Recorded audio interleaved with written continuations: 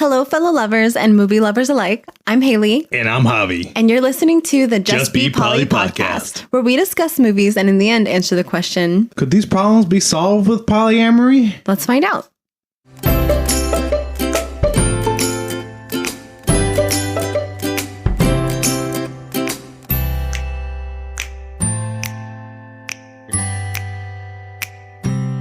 Hello.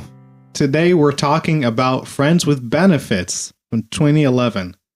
This film was Hailey's choice. Hailey, why'd you pick this film? I recently watched this film on Netflix, and I hadn't seen it in a really long time. I don't really remember when this came out. Do you know? 2011. 2011. So yeah, I hadn't seen it since I guess it came out. I remember liking it a lot. I think I've definitely seen it a few times, but rewatching it again now at 26, you know, I come from a pretty promiscuous background, you know, like I've always been very passionate about sex, and I've always, you know, really enjoyed it with my partners. And I think that I've really calmed down with it is kind of how I've been describing it over the years, and not necessarily in any given relationship, just kind of like trying to always be so safe in our polyamorous connection, and working really hard to make sure that we're protected and we protect the other people around us. I think it's funny. I'm like the most prude I've ever been in my life. And so like I like to tell people that I'm a slut, but not practicing. Mm-hmm. Yeah. So what this kind of like, I recently watched it, and I swear to you, I put a picture of these two people in the movie, Justin Timberlake and Mila Kunis, chatting on the couch on my vision board, because I really appreciated and respected the kind of like carelessness. I don't necessarily know if reckless is a great way to describe it, but carefree attitude to sex that I think I kind of have lost when it comes to pursuing new partners in polyamory. And I'm really excited to discuss it with you today. Yeah, that's great. I watched this movie never watched this movie. I didn't know that. I didn't know you've never seen it. Yeah, I only saw those trailers, you know, like when it came out when I was a little teen and everything, but I've never actually seen it. The only time I saw it before we watched it together for this podcast was when you were watching it, as you were mentioning it rather recently, a couple months ago. It really impacted me. Mm-hmm. Mm-hmm. I thought it was cool. I thought it was tight. I was like, I've done that kind of stuff before. That's I remember that. That was nice. I don't think I've ever had a situation like, well, not like an active situation. I've like pursued romantic connections with people that ended up being just a friendship kind of connection. But it was never something that was like an active agreement, kind of like this film started out. Yeah, they were much more communicative than how I was. They're actually very more communicative than a lot of on-screen couples. And I'm excited to talk to you about that too, because they go into that and like the reason why they feel more okay to communicate, and I think that's a little strange. Yeah. I'm excited to get into it. Let's do it. So, Friends with Benefits. Jamie Rellis and Dylan Harper form a business friendship in the biggest apple of them all, and naively believe adding sex to their friendship will not lead to complications. Over time, they begin to develop deep feelings for each other, only to deny it each time they are together. A game of emotional cat and mouse ensues. Will they or won't they? Can their friendship handle the benefits? Will the benefits outweigh the friendship? Can they simply be friends with benefits? You know, this film does not leave that much to the imagination. You see a lot of butts. You do. So it's all out there. It really is. So when I watched it, I wasn't that curious about some stuff, you know? The only thing that I was wondering was, how do I be a part of a flash mob?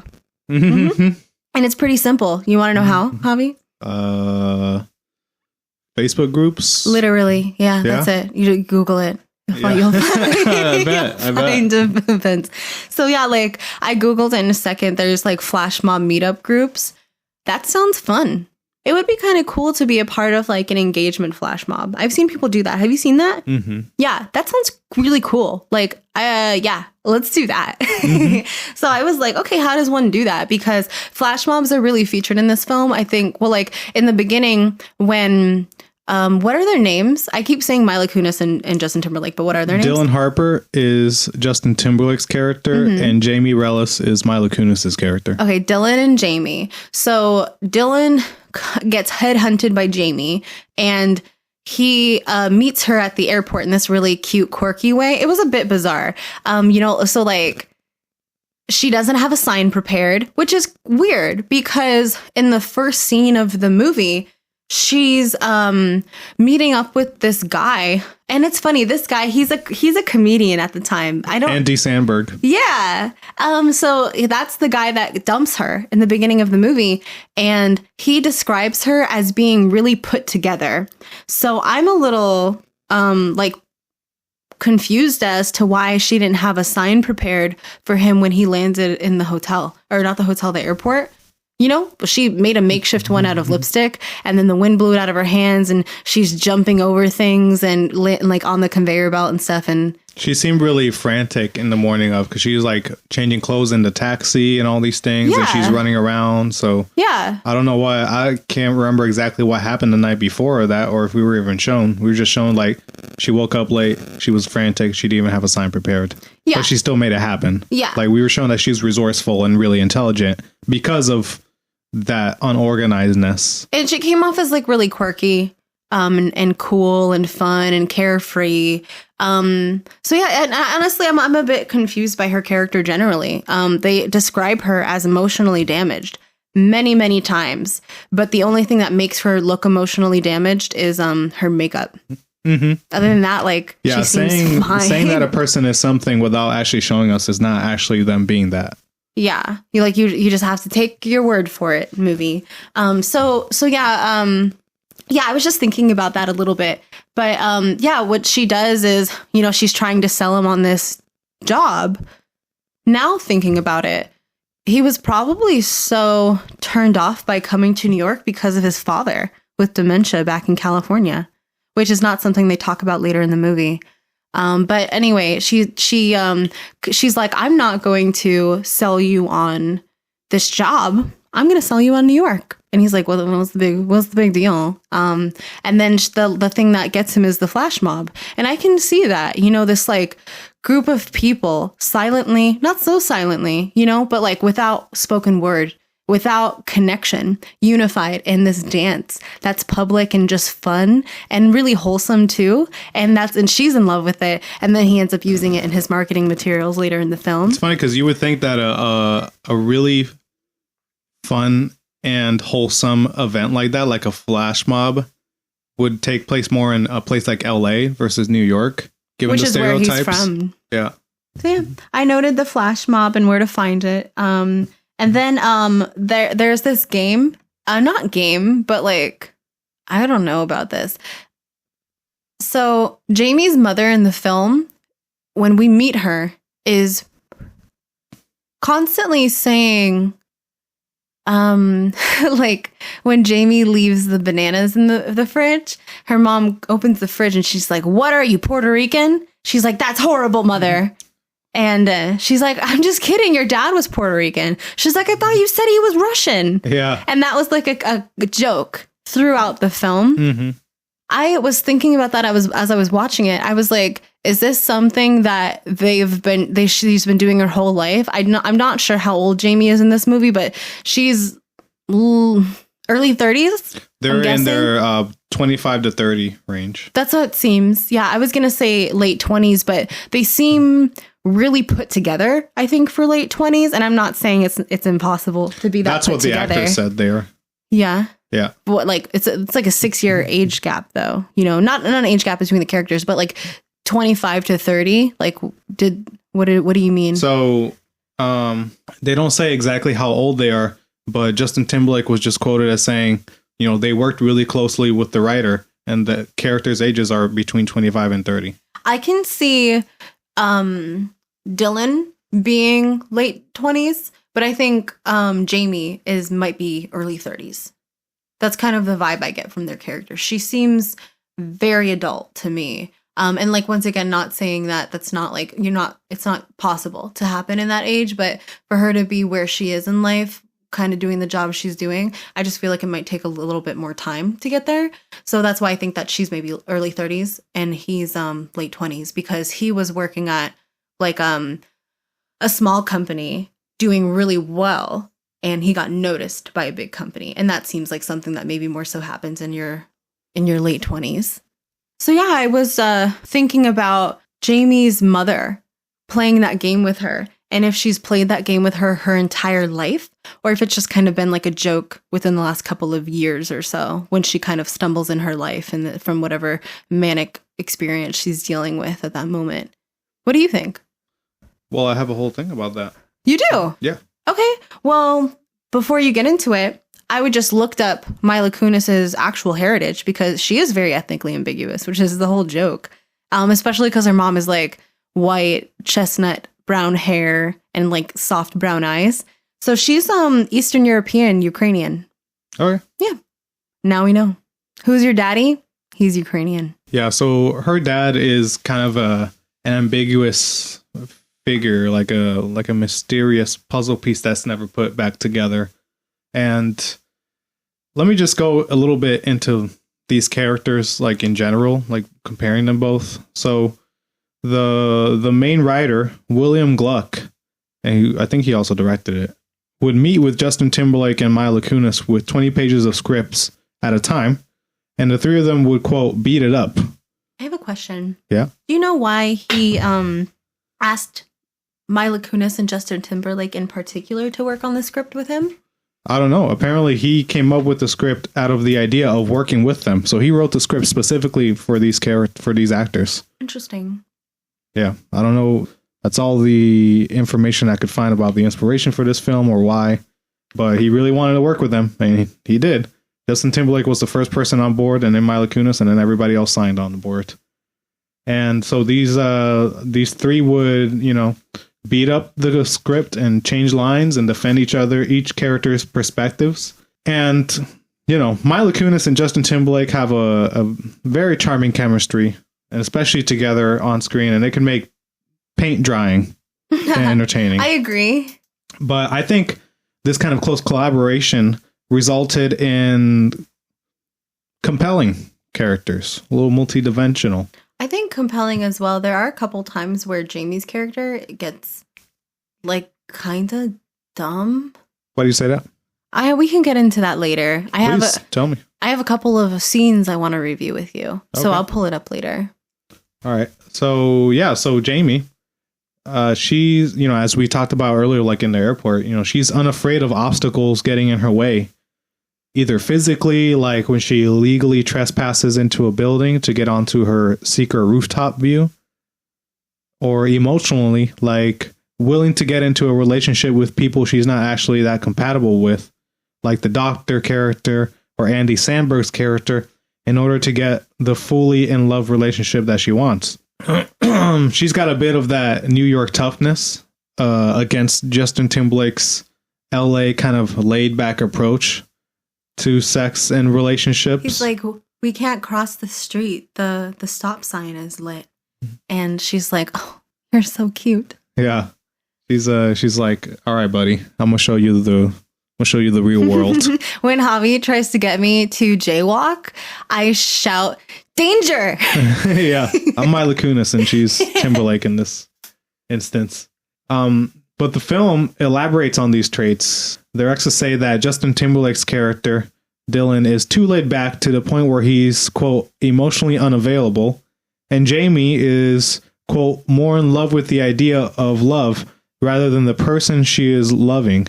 So in the beginning, one of the things that Dylan's ex is saying when she breaks up with him is, maybe you should care a little bit less about work and a little more about the girl that you're dating.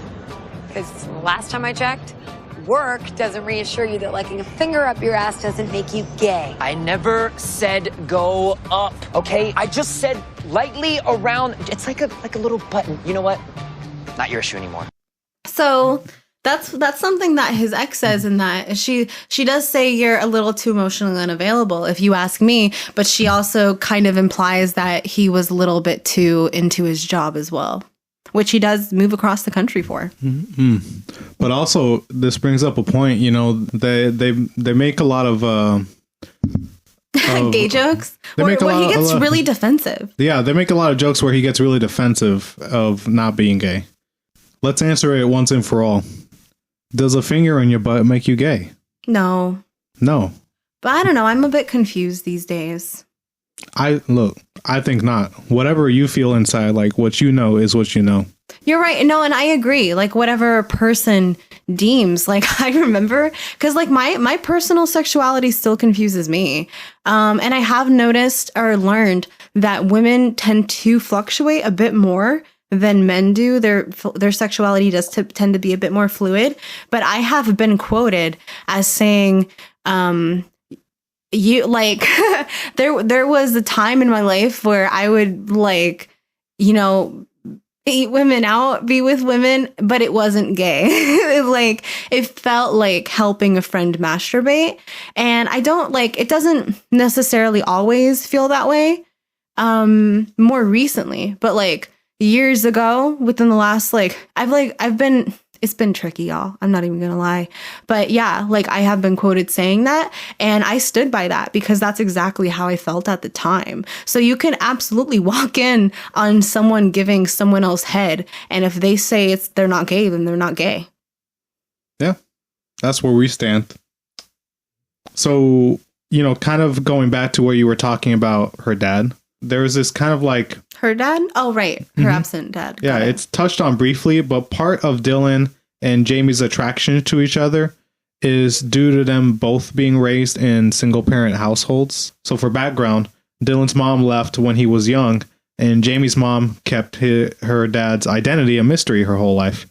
You can probably read this dynamic through like a Freudian lens and say that they both serve as those missing parental figures. I can totally see that, and I agree with that. Yeah, sort of that idea that also that like they're broken so I can fix them and they can fix me. I was wondering what you thought of their parents in their lives, like personally, or maybe like their impact that they have on their relationship. I'm sure the impact is great. You know, like there's so much literature and studies about how the first years of your life impact you and impact your identity, like who you feel you are as a person. And if you come from a place where you feel like something's missing, there's so much that can stem from that. And I 100% am sure that that has impacted their relationships. You know, and I'm definitely no psychologist or anything like that, but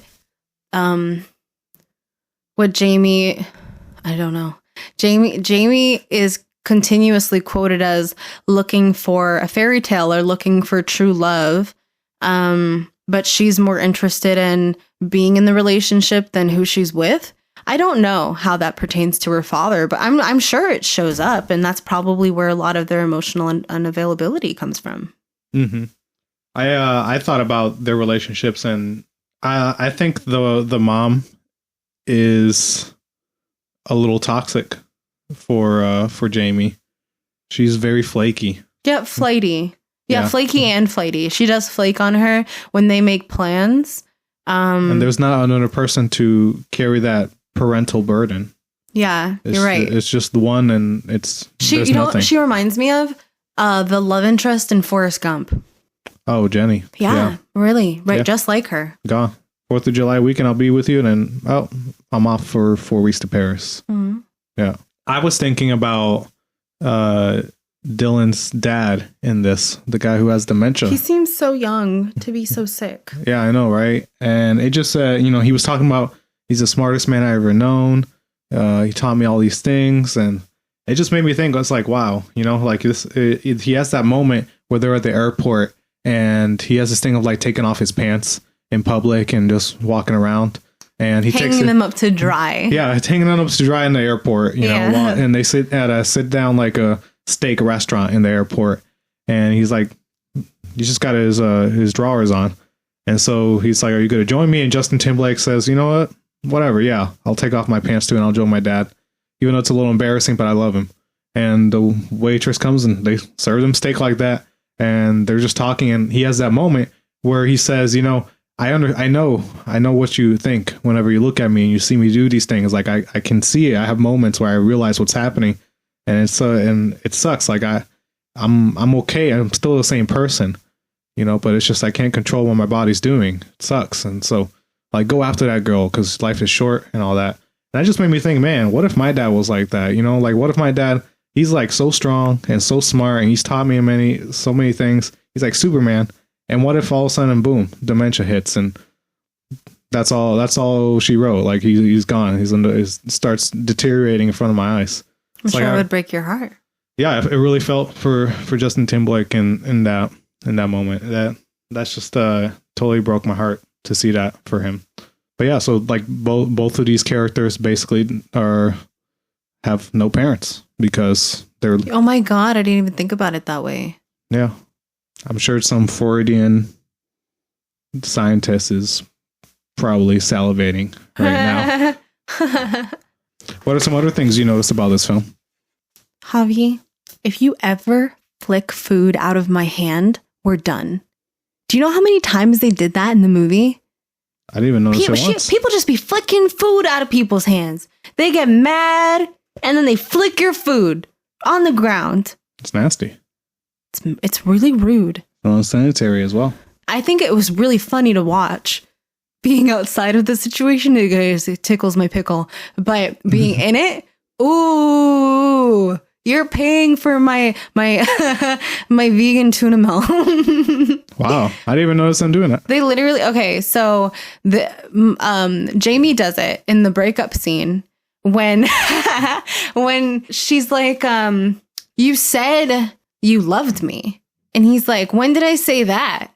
And she goes, when we were having sex in that bed and breakfast. He's like, oh, well, that doesn't. And she's like, what? And he's like, count? And then she flicks the sandwich out of his hand. Oh. Yeah, that's the first time. Why did he bring a sandwich to a breakup? That was his own fault right there. Honestly, I didn't even see the sandwich in his hand until she flicked it out of his hand. Mm-hmm. And it just manifested for her to flick it. Yeah. They wrote it in last minute. That's hilarious. Well, yeah, but no, I think that Dylan does that one time, and then I think Jamie does it one more time as well. So that's just like a big joke in the film, flicking food. I did notice that. Well, I'll never do that to you.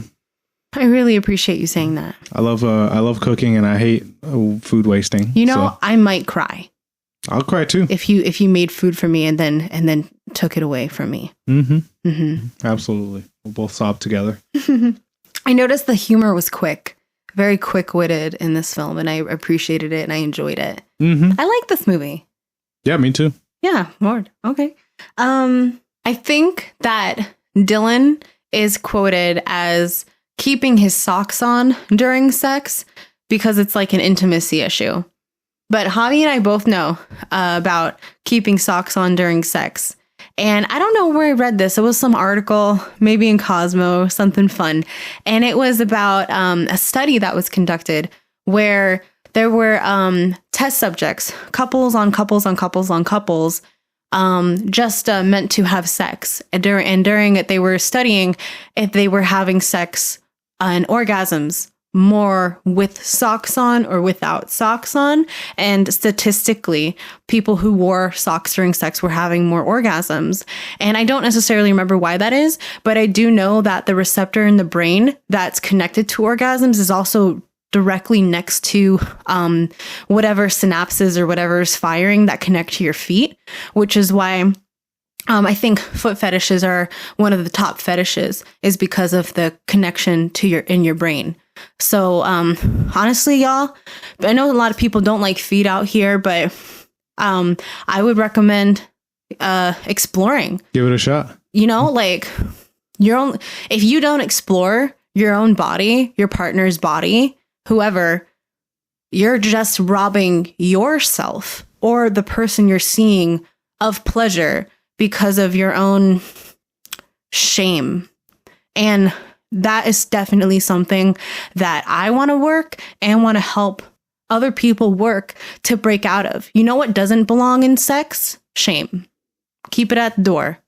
Absolutely. Yeah. So yeah, try having sex with socks on. Good for Dylan. It was an intimacy thing, but it's better. He's better off for it. Absolutely. Yeah. Socks make you more comfortable anyways, and you got to get the ones with the rubber on the bottom. Oh yeah.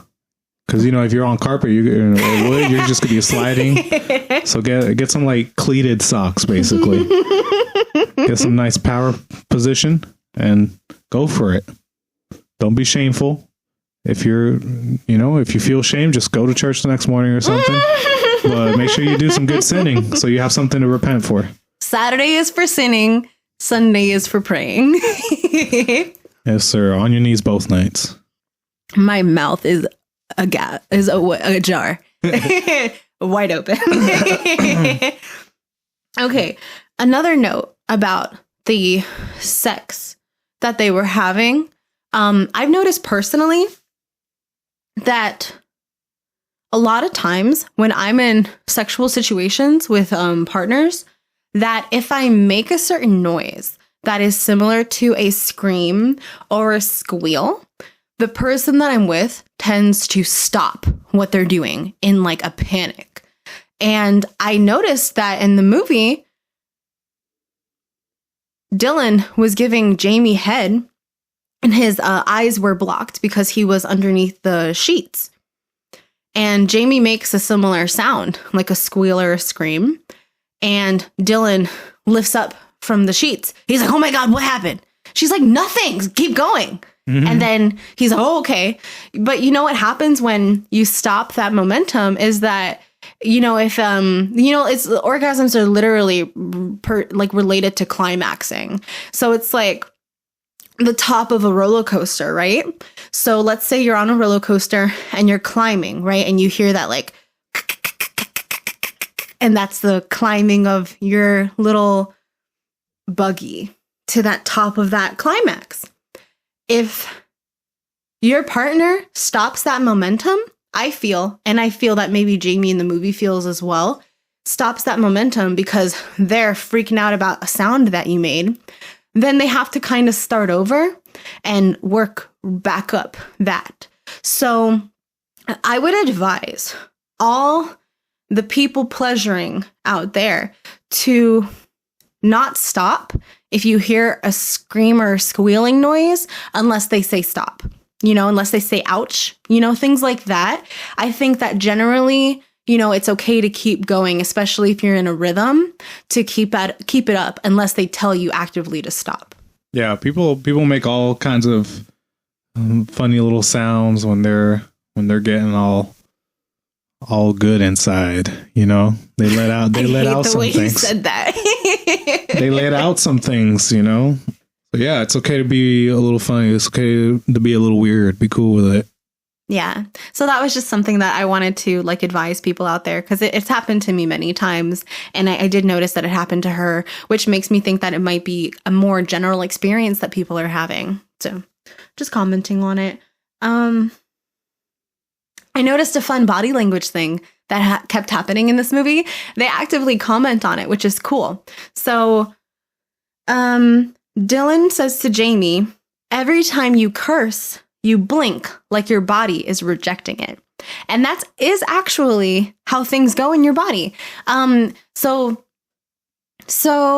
like if you curse and then you blink, it is because your limbic system is blocking it. You're for some reason uncomfortable with it. If you it's basically blinking or covering your mouth keeps things from entering your body or leaving your body. So like if you said something you shouldn't say, you might cover your mouth, or if someone is doing something that is uncomfortable to you, you might cover your eyes.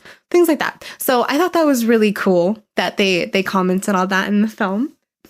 Another sex note. I noticed that in the film, Jamie and Dylan were very adventurous in their sexual exploitations. They were doing a lot of different positions.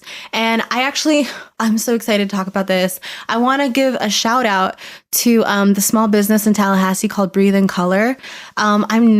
To be honest, I'm not entirely sure what the business is, but I think they, like, I do understand they do pole dancing workshops. And I do love the concept of pole dancing as an intimate, sensual exploration of one's own body instead of for the gaze, whoever's gaze it may be. I went to a vending event there and it changed my life.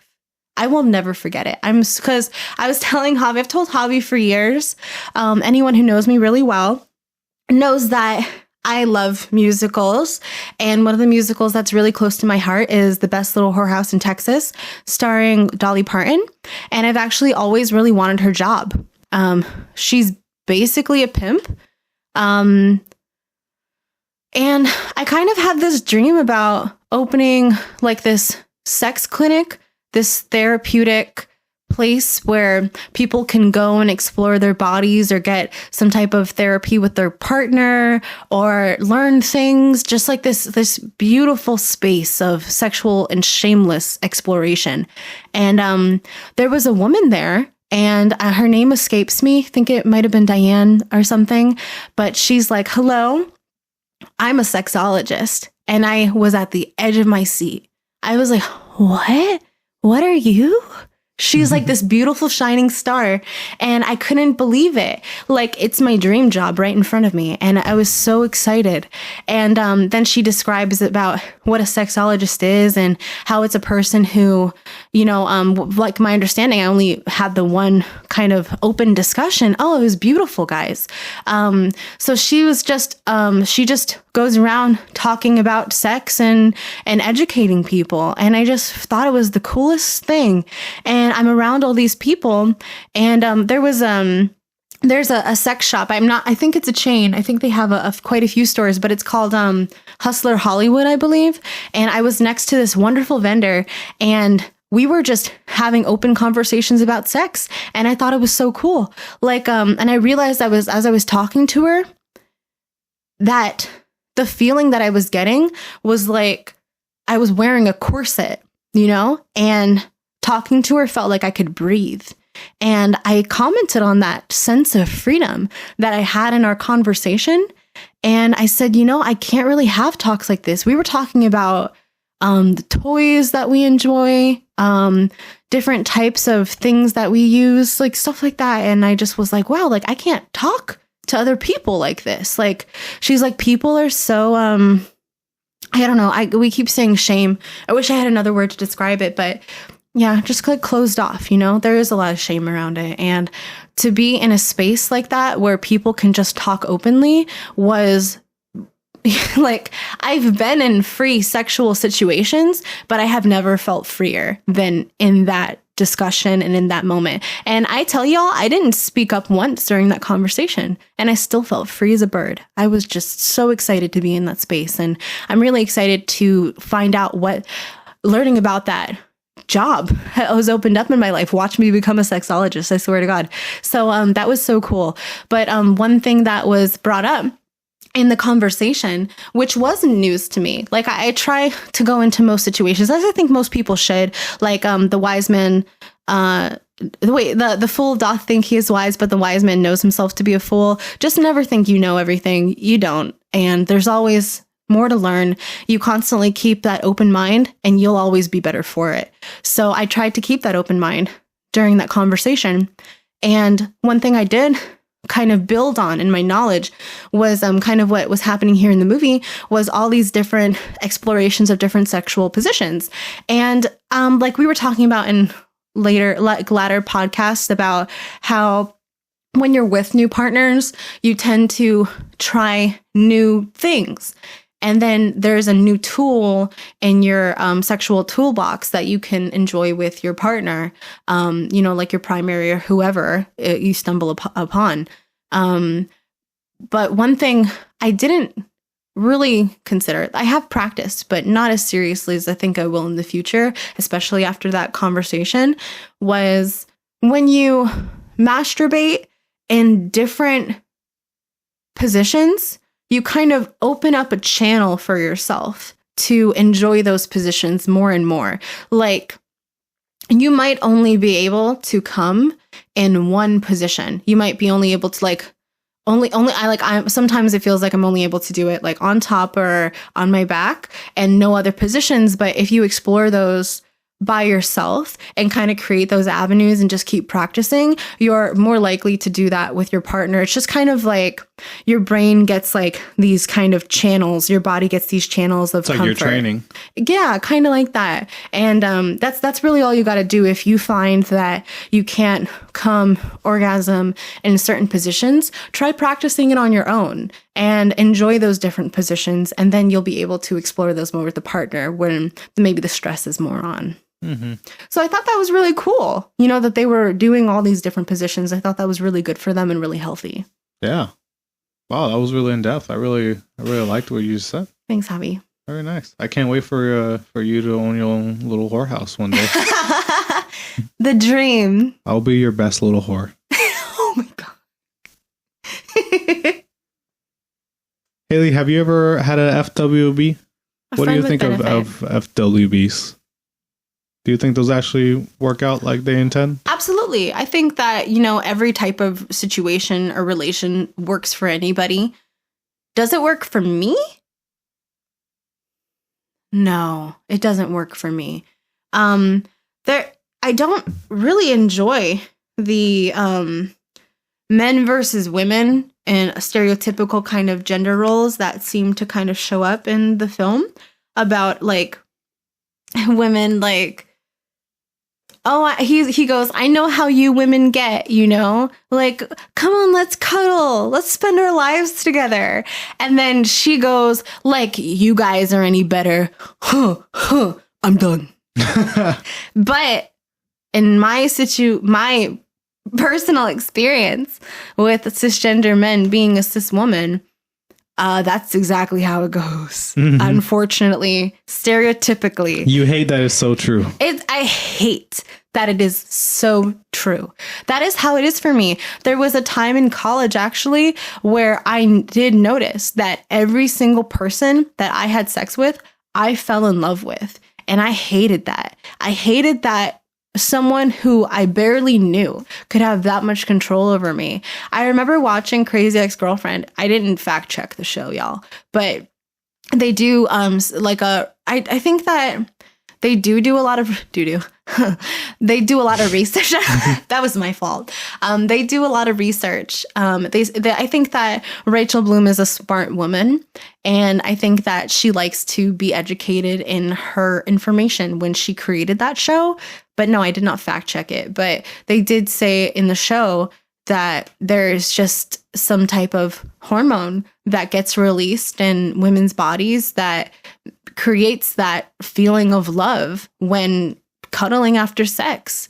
I don't know if that is given off through men's bodies. So, yeah, like, unfortunately, that is how it goes for me. There was a point in time where I thought I kind of broke the spell on that. And I think nowadays, but especially after I kind of like, quote unquote, broke the spell, I was able to have sex with people and not like fall in love with them. But nowadays I give into that feeling. I think especially because, and Javi and I will discuss this a bit more in this podcast, but what is kind of happening in my life right now is I wait a long time to have sex with people now. And that is due to our boundaries. And I do flip-flop back and forth on keeping the boundaries the way they are, keeping my own personal rules about when to have sex. Like, so for example, this has been a theme in, I think, a couple of rom-coms, but there's a point in Friends with Benefits where they are mocking a rom-com, and it's so funny. But the guy says to her, I think it's the actor's name is Jason, and then it's the brown lady from Parks and Rec. I don't remember her name. Yeah. Yeah. So, but yeah, I wish I remembered their names, but he goes, I love that you have a 5-date rule. And I was like, yeah, 5-date rule. That's basically kind of what I'm doing right now, but it's not necessarily 5 dates. It's like right now, and Javi and I are, maybe changing up our boundaries soon. We're going to have a conversation about it, but Right now it's I need to see your STD results before we have sex, but it's tricky. It's very tricky to ask that of somebody. I just go, it's just a lot of work, it's a lot of waiting, but it has kept me so safe. And there have been quite a few people where I feel like, hey, this person's great. I found someone that I really could love. And, they know my partner, they know about my relationship. They seem to like me a lot and I like them. And, I am ready to go and do that, next intimate step with them. I'm ready for it. All right, go get tested. And time again, I've been so grateful that I never had sex with that person because they end up being just the shittiest of the shits. And I'm so glad that I didn't go down that road. So it's just tough. It's tough. I don't even remember why I brought all that up. No, I'm glad you said that. At one point, I could never see myself making that work because I too would be falling in love with everyone that I had sex with, Really? And I wanted that. That's so interesting coming from you because I know, I'm sorry to interrupt, but I know that you've had that friends with benefits kind of situation, which made me think that you and I were fundamentally different, or like maybe as men and women, but also just as people. Like I thought you were just more laid back with me, whereas like we've discussed in the past, I think that you and your and my relationship together right now is the longest relationship you and I have ever been in.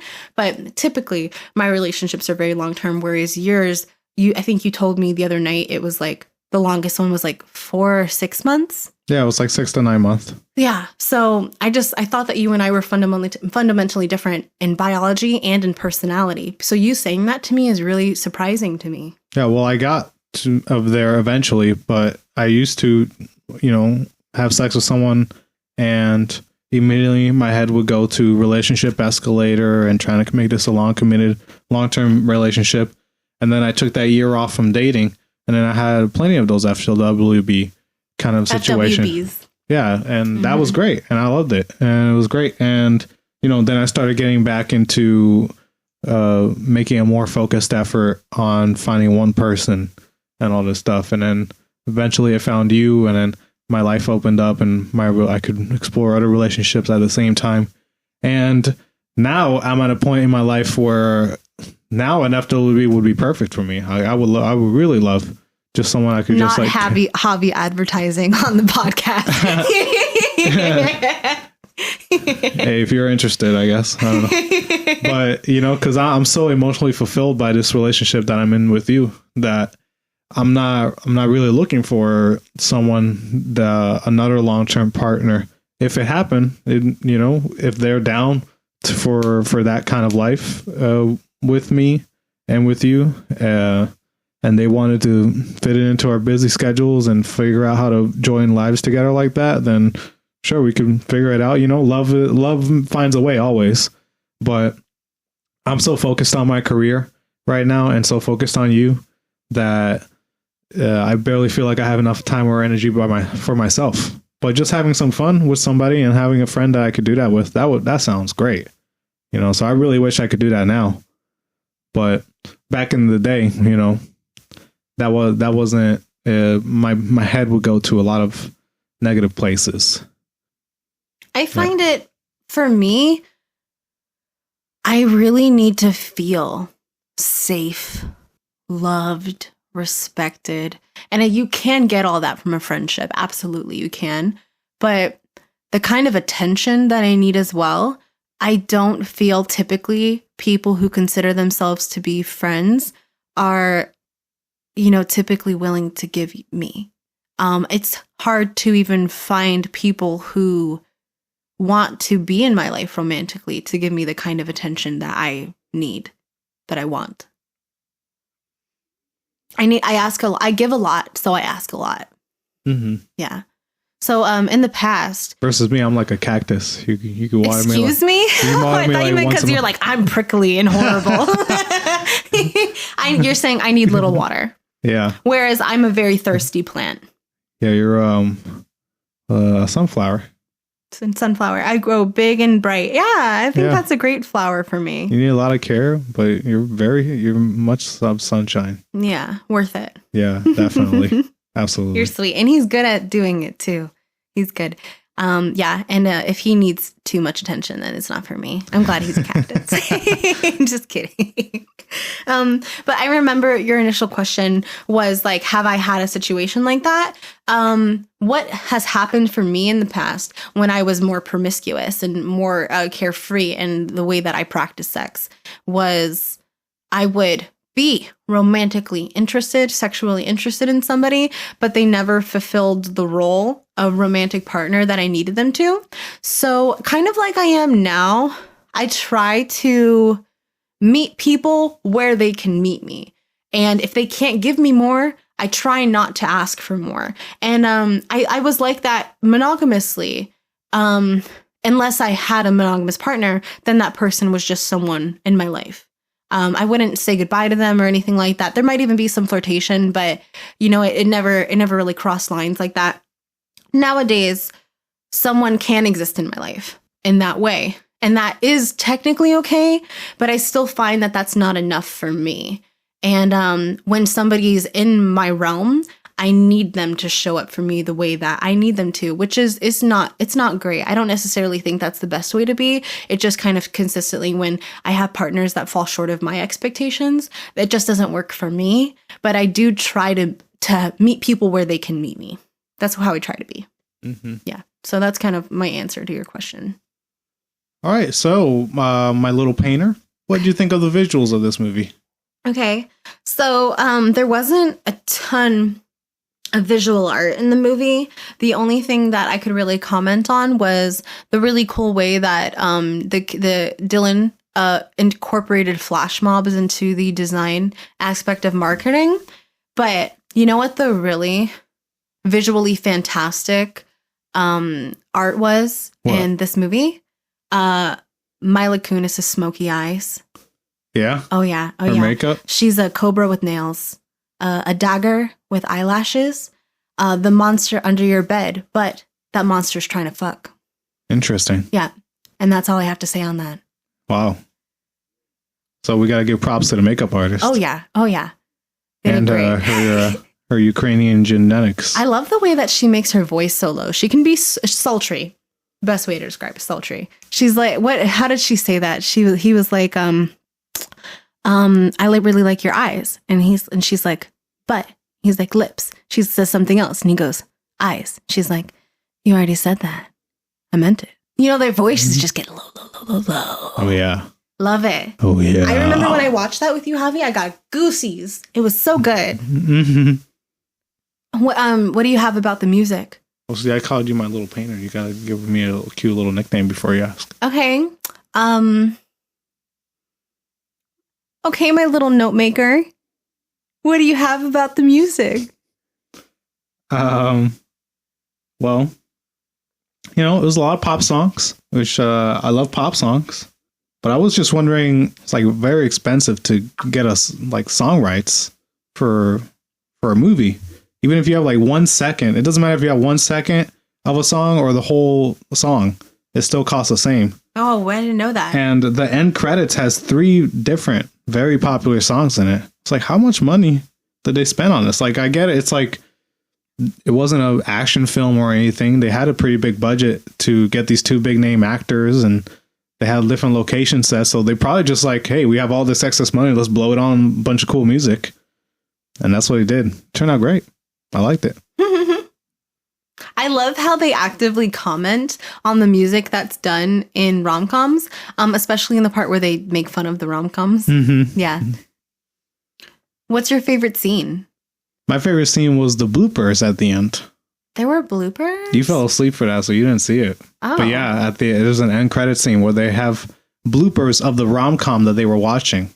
Really? Yeah. That's so funny. It's hilarious. I love that. Also, that rom-com they were watching, like, it's supposed to be over the top and like really campy, but there were nuns in the background of every single scene. Maybe it's meant to be like quirky, like rom-coms can be kind of like that. Yeah. There was like nuns in the airport, nuns in the bar. They were like nuns everywhere. Is that a rom-com trope? I guess New York's all out of blueberries. That was a quote from the rom-com that they were watching. Oh, yeah. It was dumb. It was really silly, but I really like the bloopers. I love a good end credit scene. What's your favorite scene, Hailey? My favorite scene is when they make the agreement to become friends with benefits. Jamie. Yes. Let's play tennis. What? Let's have sex like we're playing tennis. Get the hell out of here. Don't laugh. This could be great. This could take all the weirdness out of it. Well, we talked about this. I don't like you like that. I don't like you like that either. That's why it's perfect. I don't even know if I find you attractive. That's cute. Like, do you have a thing for jerks? Well, do you even find me attractive? That's cute. No. Before you got to know my awesome personality, strictly physical. First time you saw me. There's just two people talking. Yeah. 2 girls over drinks at Bennigan's. Go. I liked your eyes. I didn't think I'd ever seen such big, beautiful eyes. Your lips. Yeah, thought you might be a good kisser. I am. Your breasts. What about them? They intrigued me. Really? Yeah. Oh, I think they're so tiny. Still breasts. Thanks. I liked your hands, Mouth. butt, Voice. chest. Eyes. You said that. I meant it. You swear you don't want anything more from me other than sex? You swear you don't want anything more from me? Know how you girls get tick-tock, tick-tock. Stop it. What are you doing? I'm pulling up my Bible app. You have a Bible app? Yes, I am a good girl. And on the iPad. Okay. Wait, no. Why can't they figure this out? No. Wait, this thing thinks I'm you and you're me. Keep your hand still. It's I'll move actually the iPad. making me dizzy. Hold on. There we go. No relationship. No emotions. Just sex. Whatever happens, we stay friends. Swear. Swear. Swear. That was my favorite scene. If I were going to have friends with benefits, that's probably exactly how it would go. Would So, you also get a Bible app for that? I mean, that sounds like something I would do, but I don't have a Bible app. She must be Christian. Like, that's the only reason I can think that somebody would just have that downloaded. But it seems like its only thing was to glow. Yeah, that's So it. I'm not really sure why she had that Apps were a little downloaded. weird in 2011. They weren't as advanced Yeah, yet. you couldn't read the Bible. You could just look at it and watch it glow. Yeah. What's your favorite quote? My favorite quote is something that I just is like a life model for me, where they say, Interesting. "Are you sure about this?" "No, me neither." And I do it. That's great. You should tackle life Of all like the that. things I thought you might say. Yeah, you should tackle life like that always. Yeah. Yeah. If you always wait until you're sure, you'll never do anything. It's literally so true. So true. I'm a big overthinker. Yeah. Nowadays, when I think things, I just do it. Just do it. It's been a lot better like that. Yeah, Nike said it best. There was a date I recently went on, and I went to this, I think it was an Asian festival. And I was on a date with this guy, and we were playing a game, and I said, winner gets a kiss. And that was something that I said in my head first. And then I said, Hailey, just say it. And then I said it. And I think that now when I say things like that, people get kind of taken aback. And I find that delicious. Mm-hmm. What about you? What's your favorite quote? My favorite quote, this was actually runner-up for my favorite scene. And it's the awkward scene when the mom walks in on them having sex. And it's her quote that I'll tell you guys after this is playing. Maybe you can guess what my favorite quote is in this. I can't see you putting on your black underpants. Jamie, baby, I missed you. Oh, baby. Did your boobs get bigger? Mom, I'm over here. Oh, hey, baby. Oh, no, they didn't. What are you doing here? Oh, Victor turned out to be a total Lombard. Lombard, lots of money, but a real dullard. Victor, her fiance. Ex-fiance. What happened? Nothing. He was just blah. I mean, nice, but it was like talking to dirt. I woke up one day and I said, Lorna, I'm Lorna. Dylan. I said, Lorna, this is not your bliss. Just because you're 39. 48. It doesn't mean you have to settle. He's not an insurance claim, so I caught the first plane off the island. Cleveland's not an island. Oh, baby, it is. Anyway, here I am. It's so good to see you. You never told me you had a hot boyfriend. He's not my boyfriend, Mom. Oh. That's right. We're just friends. Well, I love it. Ooh, it's like the 70s in here. Woo! That was a better time. Just sex. A little grass, a little glue. Not during pregnancy. Well, not during the final trimester. but no complications. It's great. Okay, well, that's technically, I guess, what this is. That's exactly what this is. So my daughter is just your slam piece? No, slam. Just kidding. Slam away. Have fun. I think this is great. The only thing is it takes you off the market. But what the hell? The whole reason you go to the market is to buy the produce, which you already got. Oh. What's my favorite quote? Lombard, lots of money, but a real dullard. No, that's very clever, Miss Lorna. Oh, it smells like the 70s in here. It's like the 70s in here. While she's waving her hands around, like the smell is just wafting through the air. I love it. I love that. That's my favorite quote. Slam away. Yeah, it was my daughter's just your slam piece. Slam piece. This is something I'm going to incorporate into my vocabulary now. God. Slam piece. Hey, baby, you want to be my slam piece? No. Oh, that's Never. bad. It's pretty bad. Left swipe. Goodbye. Yeah. Forever. Left swiping on myself. Yeah. So in that scene, she says the only problem is it takes you off the market. But the only reason you go to the market is to get the produce, making eye contact with his D, which is what you already got. So, what do you think about that? Do you think that having a friends with benefit situation, maybe in a more monogamous mindset, takes you quote unquote off the market? Because I don't actually think it takes you off the market at all. So the cool thing I like about non-monogamy is that you can participate in casual romances or friends with benefits type of situations. And it's no problem if you, quote, catch feelings, because you don't have to break off that romance in favor of another, quote, more important or real relationship or person like they do here. In this film, Jamie and Dylan stop their casual romance because Jamie wants to start dating again. She has a whole notion of this relationship escalator, which has been modeled for her by the rom-coms she watches, where she has to go on 5 dates with somebody before consummating the relationship. And also by her mom's, what she just said. Like, we can see that her mom, even though she's 48 or 39. 39 and still having casual sex, she's still perpetuating this thing where, you have to be only with one person. This structure that she sees in these rom-coms might feel safer to her than what her mom has modeled for her, which is unstable, flaky, and chaotic. But I wish I could just tell them, all of them, Jamie, her mom, and Dylan, that you can do this kind of casual openness with sex and relationships. Love comes in all kinds of forms. Most relationships will not last decades. Some will last a few years, a couple months, maybe just a single day. Trying to force a round connection into a square hole just makes people involved feel trapped, uncomfortable, or end up unhappy. If everyone communicates what they're honestly looking for up front, then that saves everyone the trouble.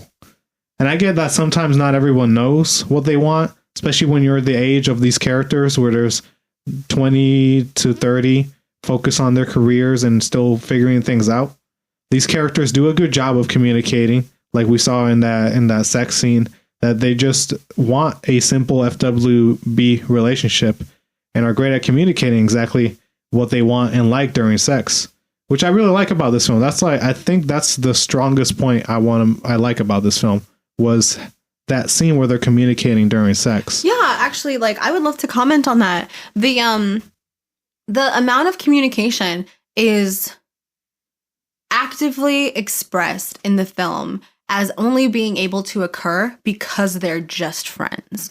I get it, but I don't really get it at the same time. But I think that what they're kind of maybe illustrating is that when you're seeing someone new, or when you really care about what somebody thinks, you tend to sugarcoat your truth, or maybe not express yourself to the full extent, especially in sensitive situations. So I do get what they're coming at. Maybe they're just kind of not as scared to hurt each other's feelings, which is when you do romantically care about somebody. And I think I've expressed to you before too, it's that the closer somebody is to you and to your heart and how you care and love for them, the more easily they can hurt you because you're especially attuned and sensitive to what they think and what they feel. So maybe because in this movie they do kind of classify each other as friends, that they are less scared of kind of trampling the flower of their relationship. Because maybe you know what, I thought it was dumb at first, but I do just kind of wish that kind of transparency could exist in sexual connections without it being so attached to ego, is kind of what I'm seeing. Yeah. And you don't see that kind of expression in mainstream movies. You don't see them talking really specifically about what feels good for them on their bodies. Like, touch me this way, don't do this, don't tickle my nipples, and all that stuff. Tickle my nipples. Yeah, don't touch my nipples. Make sure you rub. Did they say that in the movie? Tickle my nipples. He just says, "Don't touch my nipple because they tickle." Oh, got it. Things like that. He's very communicative. She is as well. She's like, "Look, do this. Put your tongue up and down like on this spot and all this stuff." And they're very explicit about it. They're very specific, and you don't really see that in mainstream movies. Most of the time in movies and in TV, the main characters either have perfectly blissful sex without talking at all, not making a single, just moans, or they're really clumsy because of their lack of communication. And it's like puzzle pieces won't fit. Or like one person's being thrown around like a rag doll. Yeah. And what we see here in Friends with Benefits is what healthy communication looks like during sex. But they are a bit abrasive about it too, because of that lack of care of the other person's feelings. Yeah. But I think if they started off like this, then when they really do care about each other's feelings, I don't think they will be as afraid, because they've broken that bubble. Basically, they've gone through the kind of awkward. It's a little bit awkward because of society and everything, but it's a little bit awkward to communicate exactly like, no, actually, don't do it like this. Do it like this instead. Something that because obviously I do care about what you think when we're having sex. Something that I practice actively that I think would like maybe help other people is the compliment sandwich, which I actually did learn in management training, where you say something nice, you give your criticism, and then you say something nice again. And I think that's a really great way to protect the ego and the feelings of whoever you're communicating with. It could work in sex, but it could also work in your daily life. So for example, I really like what you're doing. Do you think maybe you could do this, but you're doing a great job? And that might actually help a lot. Easy example right there. And that's a lot better than, hey, do this instead. Or like, that really hurts. Or, just like stop that. Oh, that sucks. You suck. Get out of my house. Not nice. Not nice, guys. Yeah. Just to, think about how you would like to be talked to. How would it make you feel? Just put yourself in people's shoes. And I don't understand, I really hope that this isn't the norm. But if you are out there lying to your partner about the orgasms that you are receiving, stop that. Stop it. You know how many men I've encountered that say that they can make a woman come vaginally? And I don't know if they're lying, but I just feel that they have been lied to. It doesn't seem as easy to do. But that being said, during that sexology conversation, this was such a cool statistic that she threw out at us. And I don't remember, exactly what she said, but the gist of it was basically that when, there's the whole thing about like men are so easy to orgasm and women take forever, right? Oh, we take so long. And that's been my experience typically, unless I do it myself. Then it's easy as pie. But that's basically the thing, is that when men and women are alone, they typically take the same amount of time to come. So it's not necessarily that women take longer and men are so fast. We can come at the exact same time. I think a lot of it has to do with atmosphere.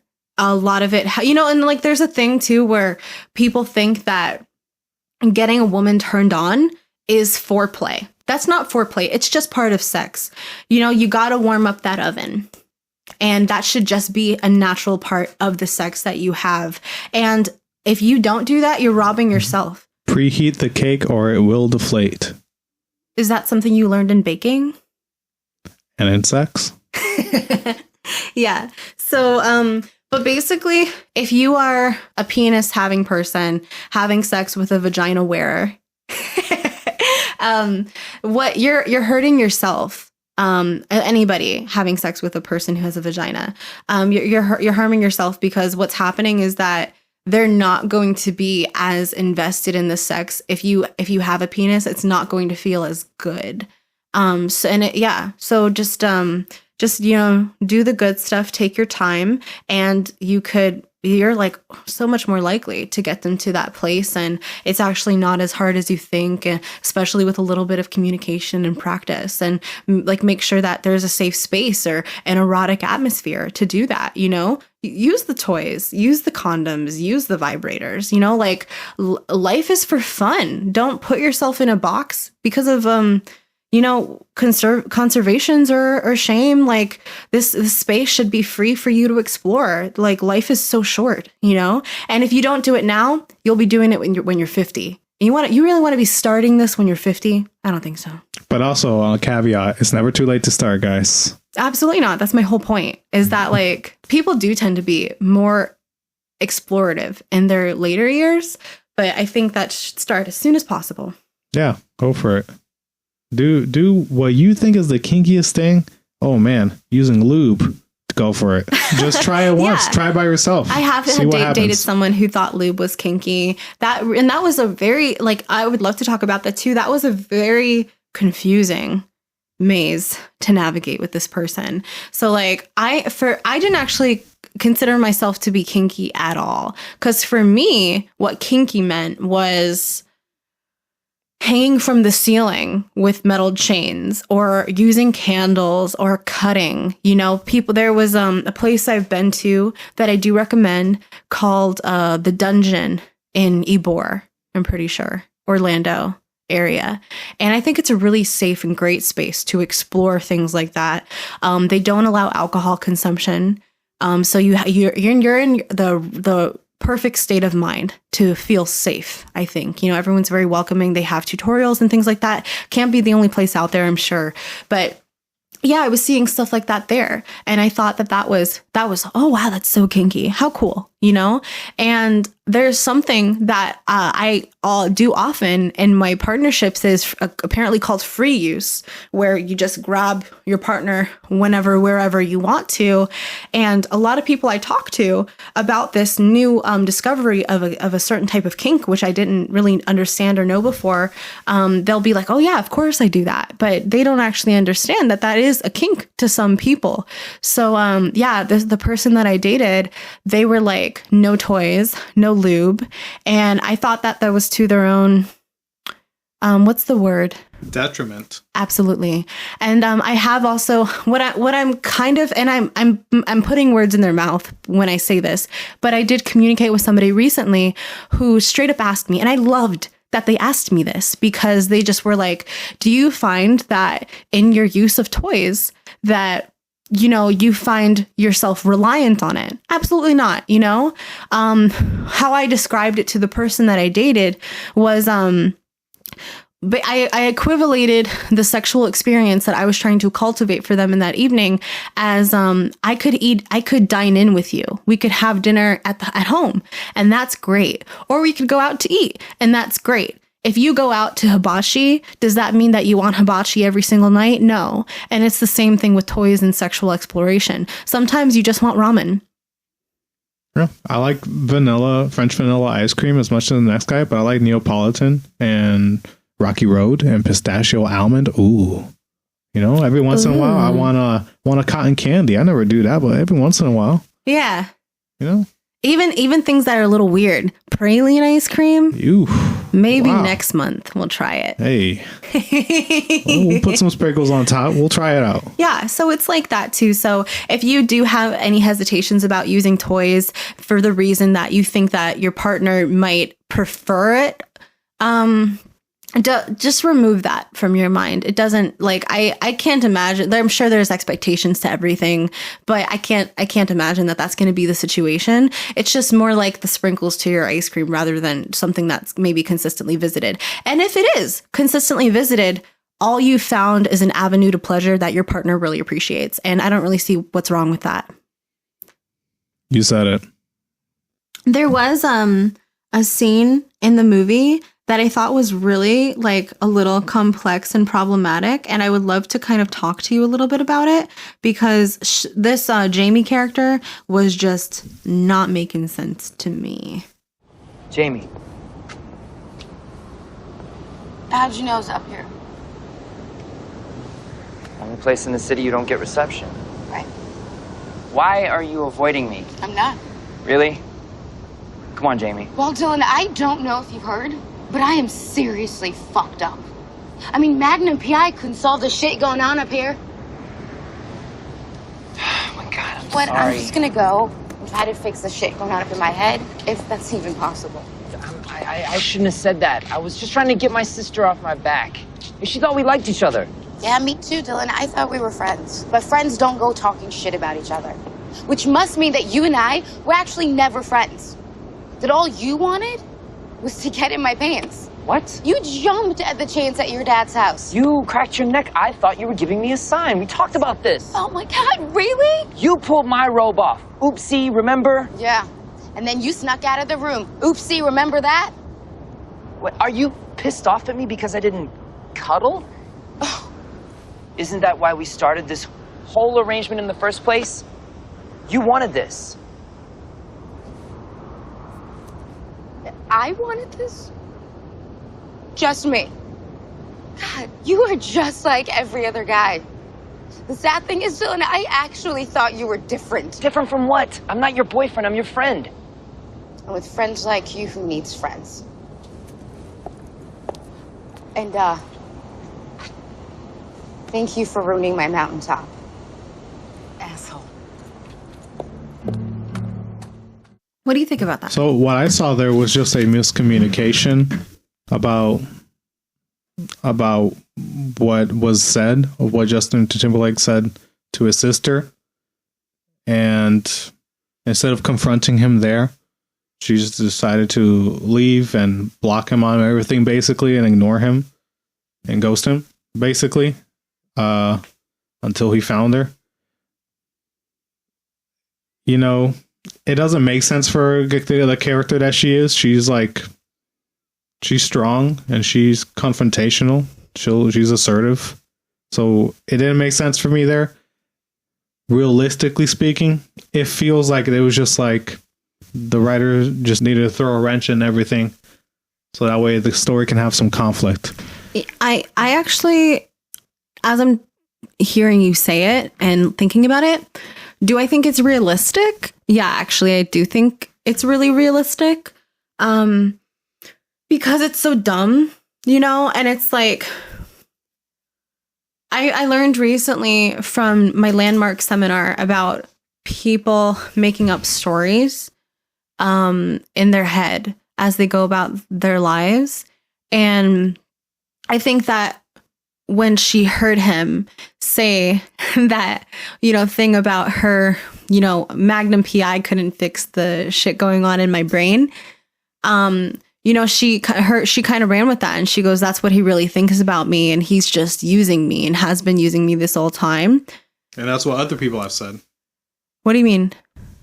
That she's messed up in the head, that she's emotionally damaged. And maybe she like believes it. You know, she might believe that. So that maybe for her that really hit home. But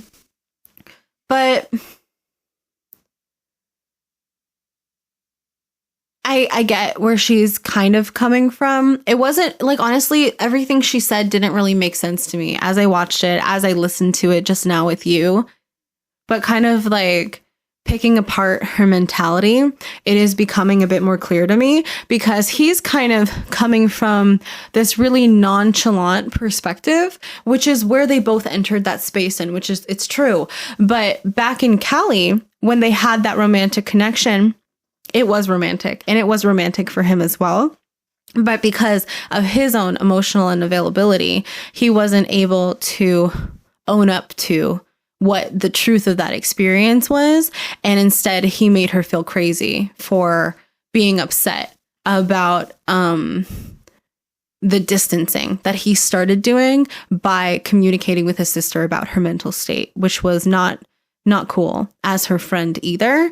But one thing that, you know, I think that she's kind of looking for reasons to be mad at him and this kind of thing. When he says, you wanted this, she goes, oh, just me. You know, it's like, okay, you don't need to go there. Like, you're just kind of looking for reasons to distance yourself. So I think that's kind of what I'm going to interpret it as she was working really hard to distance herself from him. And it didn't really matter what he said. She was going to find some reason to get mad about it so that she can leave and make him feel bad for what's going on. Yeah, she caught feelings and those feelings got hurt. And even though they swore on the Bible, they wouldn't do that. You can't help. Just rolled his eyes. You can't help when you're going to catch feelings. Like, feelings are going to happen. Love is going to happen no matter what. Yeah, I think that the best you can do for situations like this is not make promises, especially if you don't know if you can keep them. You know, because they're saying, you swear this, you swear it'll be like this, and no one can know the future. No one can predict that. I think that maybe the best way to show up to situations like this is saying, hey, this is what I'm currently looking for, and just keeping the person updated with what you need. And if those needs change, communicate it, you know, and if that person can't meet you there, then that person's not right for you. And I know it can be really hard. Like, I absolutely know how hard it can be. You know, like I'm like into somebody who's like very monogamous, and it's just never going to go how I would like it to go. And I get that it's really hard to get out of those kinds of situations. So I get it. Easier said than done. But the best thing you can do is communicate. And that's all you can ask the other person to do too. And that's the healthiest way that you can show up to those kind of situationships or relationships in your life. You've said it every single episode, and we probably will say it every single episode. Communicate honestly. Yeah. Be your authentic self. That's the most powerful thing that you have available in your arsenal, is being yourself. Just be yourself. So, Javi, should these people just be poly? Yes. Yes. Gosh. I agree. Absolutely. Oh my goodness. Ugh. There was a point in the film where they were like, okay, we're going to stop seeing each other. Look, we did it. We're just friends. It's great.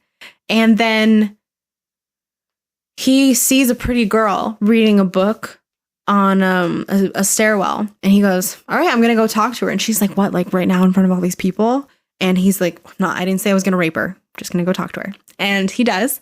And you can see the entire time the camera is focused on her while there's this kind of like obscure, hard to hear conversation going on across the way. She's uncomfortable. So clearly at this stage, she has caught some feelings, and seeing him interact with somebody else bothered her. She got jealous. She did not experience compersion. No, she did not experience compersion. And so in that moment, if they were poly, it wouldn't have been a thing as much. She maybe would have practiced compersion more in that experience, and they could have still had their little friends with benefits situation and not had to halt it, even though I don't think that's what either of them really wanted to do, to pursue more monogamous, intimate, romantic connections with other people. Then she goes and she starts dating some guy, and it turns out to not work out. And then they kind of have their little hookup, and then it turns into this like little climactic kind of explosion in their relationship. But yeah, that is how I think that polyamory could have positively impacted their connection, where maybe that little connection in the end, well, like one, them feeling romantic feelings for each other wouldn't have scared each other, because I think what really scares them is the commitment aspect. The relationship escalator that they're seeing in their heads. Exactly. They think that once I'm here, then I got to be here, then I got to be here, and this is what this person's going to expect of me, and I don't know if I want to give that. And when you're in this kind of amorphous relationship, those expectations are no longer restricting you, where it feels like you're trapped. And yeah, I do think that is how polyamory could have positively impacted their connection. Yeah. And because they're monogamous, they're, their whole line of thinking is, hey, this is going great, but I want to sacrifice this for potentially something better that I see in my head. Versus if they were poly, hey, this is going great, and I'm also going to pursue this other thing that I see also going great in my head. And then you should just have two great things in your life instead of potentially zero. You know, it just makes physical sense, guys. Be poly, you know, rent's pretty high. You need a lot of people to cover the bill. Monogamy in this economy? No, thank you. What would you give this film out of 5 stars? And it has to be like 0.5 increments, right? 4.5. 4.5. A near perfect film. Wow. I like it. Oh, yeah. I think it's great. I think it's rewatchable. I think it's hearty. There's only one part where I find personally problematic where they say the R word once. But I think that that's even kind of done in a playful way where it doesn't really hurt my feelings, but obviously it's still inappropriate and disrespectful. Well, I'm going to give this a 3.5 stars. I really dug this film. Word. Yeah, I like this film a lot. So, an average of 4 for us. Let us see what Letterboxd has to say. Letterboxd has an average of 2.9. So, people kind of liked it. It was okay. 2.5 is half, so better than average. Yeah, it's like basically 3. So, people think it's a good movie. Yeah. 3 is good. Word. Half of the reviews on Letterboxd are just John fucking Mayer. John fucking Mayer. They're just quoting Emma Stone. So Emma Stone was Justin Timberlake's ex-girlfriend in the movie. Glitter. I love her. All right, and I just want to post some of the lines that Emma Stone has 10 lines in the movie, and these are a couple of them. Here's an idea. Next time, instead of being late, just shit on my face, because that's kind of the same thing as missing your body is a wonderland. Thank you for doing this before the concert, by the way. Best breakup. He is the Sheryl Crow of our generation. It is not you at all. Of course it's me. You can't say that. You're breaking up with me. It's not. It's me. I don't like you anymore. He's the Sheryl Crow of our generation. He's the Sheryl Crow of our generation. Someone wants to see a spin-off where Emma Stone and Andy Samberg's characters end up together. That's cute. I don't hate it. Yeah. One last thing about the end credits. One thing, there was one, like, I usually say my favorite transition. I love transitions in films. I think that's like a really cool moment for just the director and the editor, for everyone just to show off a little bit, make something cool visually happen. Right. At the very end is the end credits scene. The end? I thought the best transitions were in the beginning with all those breakup. So this was while you fell asleep. It was really cool. So what happened was there's these, at the end credits, these hands, like Mila Kunis and Justin Timberlake's hands are like putting the words on the screen and taking them off and I saw that. flashing them away and I stuff. saw that. Yeah. So her hand slides across the word from right to left, and it turns down the brightness of the word, which also turns down the volume of the song and makes it sound muffled. And then his hand slides from left to right, and it turns up the brightness of the word, which re-raises the volume of the song. And I thought that was just dope as hell. Very creative. But to kind of like, and I hear you, I think that's wonderful. But as far as the film itself goes, I think that the transitions in the beginning of the film are just fantastic because they really just deliciously mislead you to think that the main characters are already together. So you kind of already experience this love connection with them, even though that when they're talking on the phone with each other, it looks like they're responding to each other, but they're actually responding to their respective partners who are meeting them together. And then it goes back and forth between the breakup scenes where they both get dumped at the same time. Yeah, that's a great for opening scene. Great transition for sure. in between you each other. learn a lot, you know, in a very small amount of time. It's like a 5-minute thing. Yeah, and one other last note that I just thought of was, you know, he's an art director. He has like a website that he designs and magazine covers and all these things. But at the very beginning, we're looking at his website design, and I'm telling you, it's the ugliest website I've ever seen in my life. Like 2000s websites were horribly designed. It's so messy. You can't find anything clearly. It's just weird fonts and Javi said bold that. colors. He said it while we were watching the movie, but I actually looked at it and it looked to me very much like a modern articles website that I would have seen with all those stupid ads trying to get you to click on it, blocking your view, a girl in a maid costume bending over for clickbait. It all looked very modern to me. So I'm not really entirely sure what Javi sees that's different from what we're experiencing But now. it's like clickbait and it's like not good. That's literally most of the internet. Yeah, it's like, how does that have 6 million hits? Boobs. I don't get it. DuncanMyTits.com. What was that? Where you put your boobs in cake, and she said, I can get 6 million views doing that. He's like, it's been done. Oh. Well, yeah, that's all we got for Friends with Benefits. All right. So now it's my turn to pick a movie. I believe, right? It's my turn? Yes, of course. Okay. Yeah. Okay, everybody. The next film we have is going to be a romantic Western from 2005. Heath Ledger, Jake Gyllenhaal, Anne Hathaway, Brokeback Mountain. I haven't seen it. I'm excited. I'm so excited for this film. Oh, wow. I saw it once. I didn't know Anne Hathaway was in that. Saw it once a couple months ago. Maybe it was even last year, and it shattered me. Wow. It was so beautiful. I really can't wait. Okay, I'm pumped. All right, great. Good choice. Thanks so much for tuning in. Please share, review, or comment to help us get discovered by new listeners. You can follow us on Instagram at Just Be Polly Podcast to stay updated on new episodes. I'm Hailey. And I'm Javi. And this has been the Just Be Polly Podcast. See you next time.